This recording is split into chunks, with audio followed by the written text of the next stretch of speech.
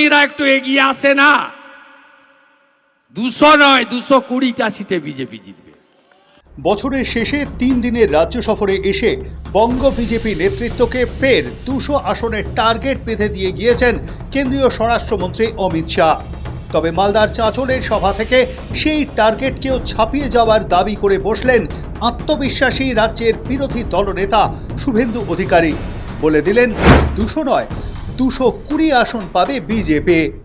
সনাতনীরা একটু এগিয়ে আসে না, 200 নয় 220টা সিটে বিজেপি জিতবে।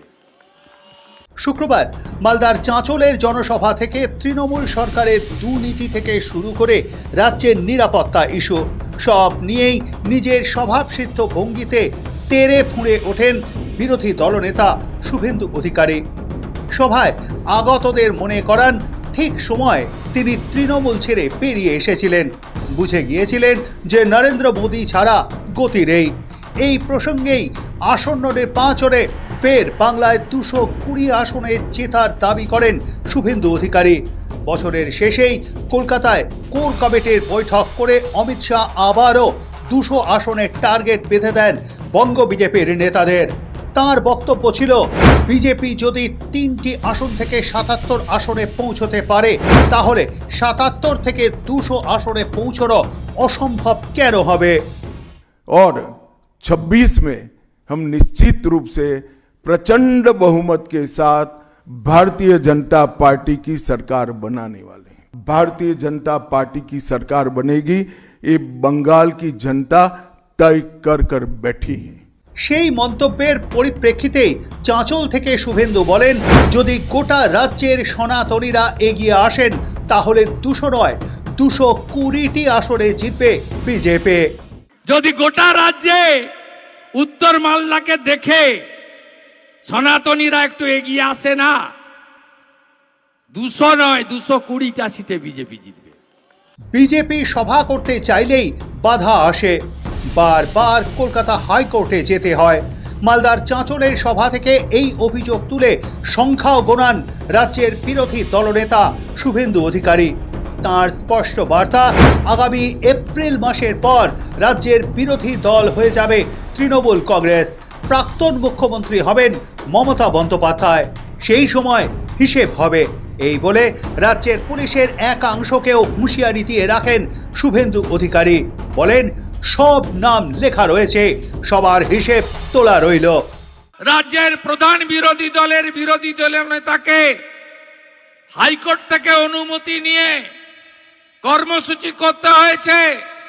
এটি আমার 104তম হাইকোর্ট থেকে অনুমতি নেওয়া কার্যক্রম। হিসাব হবে। বন্ধু, আমরা ঈশ্বরে বিশ্বাস করি, যে যেমন কর্ম করবে তাকে সেই মতো ফল পেতে হবে। যদিও বাংলায় বিজেপির অতীতের অনুমানের প্রসঙ্গ টেনে এনে পদ্ম শিবিরকে পাল্টা কটাক্ষে বিঁধেছে তৃণমূল কংগ্রেস। রাজ্য বিধানসভায় যে ভোট থেকে অনেক কিছু বলছেন আপনারা মিলিয়ে নেবেন, তো মিলিয়েই তো বলছি।